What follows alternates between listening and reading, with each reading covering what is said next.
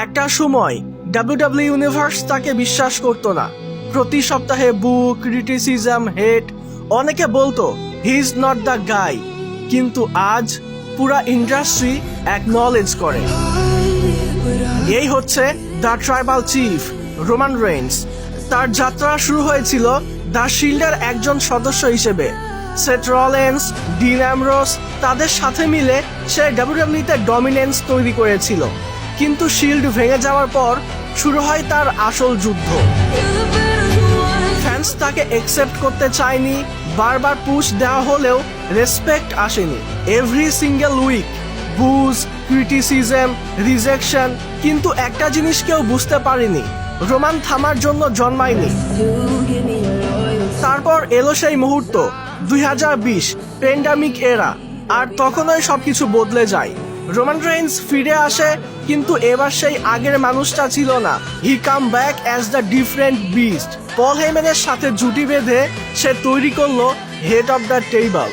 আর সেখান থেকেই শুরু হলো তার রাজত্ব। Universal championship, WrestleMania main events, ইতিহাসের পর ইতিহাস।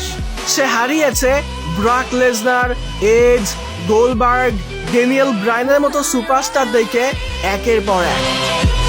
কিন্তু রোমান রেইন্স শুধু ম্যাচ জেতেনি, সে ডাব্লিউডাব্লিউকে নিজের চারপাশে ঘুরতে বাধ্য করেছিল।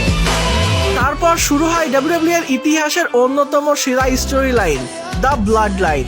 Jimmy Uso, Jey Uso, Solo Sikoa, family, power, loyalty, betrayal সবকিছু মিলে তৈরি হয়েছিল একটা এম্পায়ার। আজ রোমান রেইন্স শুধু একজন সুপারস্টার না, he is the face of WWE, he is the standard, he is the main event. কিন্তু তারপর আসে সেই রাত, রেসলম্যানিয়া 40, সেই মুহূর্ত যেখানে পুরো এরিনা নিস্তব্ধ হয়ে গিয়েছিল। রোমান রেইন্স হারার পরে মনে হয়েছিল সব শেষ। সবাই ভাবছিল এটাই শেষ অধ্যায়, কিন্তু আসলে এটা ছিল শুধুই একটা বিরতি।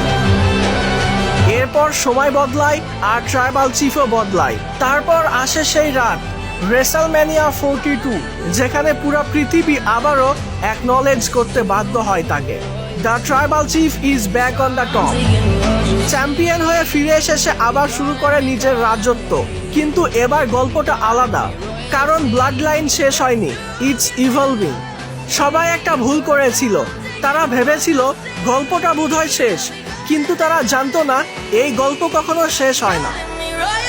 ব্লাড লাইন ফিরে আসে আরো শক্তি নিয়ে, আরো ভয়ঙ্কর হয়ে, আরো ডেঞ্জারাস হয়ে। এইবার লড়াইটা শুধু চ্যাম্পিয়নশিপের জন্য না, এইবার পুরো খেলাটাই বদলে যাবে। আমরা আবারও দেখতে যাচ্ছি একটা নতুন গল্প, একটা নতুন চ্যাপ্টার, একটা নতুন ব্লাড লাইন।